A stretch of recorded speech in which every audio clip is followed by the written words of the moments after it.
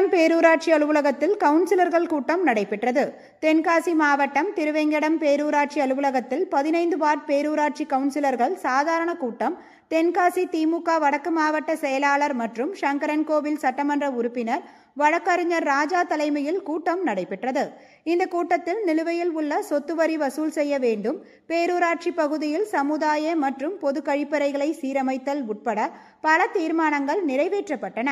இந்த கூட்டத்தில் பேரூராட்சி அலுவலர் சுதா, பேரூராட்சி தலைவர் பாலமுருகன், துணைத் தலைவர் சேர்மதுரை உள்ளிட்ட ஏராளமான பெண் வார்டு கவுன்சிலர்களின் கணவர்கள் உட்பட பலர் கலந்து கொண்டனர்.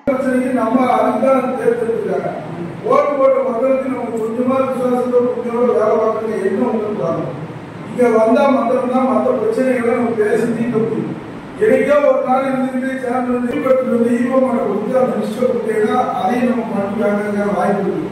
பேசப்படுறீங்களா? இது முடியாது. மண்டலத்துக்கு அனுப்பிட்டு நாங்கள் கேட்போம். மெயின்டெனன்ஸ் நாங்கள் பார்த்துக்கிறோம். மெயின்டெனன்ஸ் நாங்கள் இது முடியாது.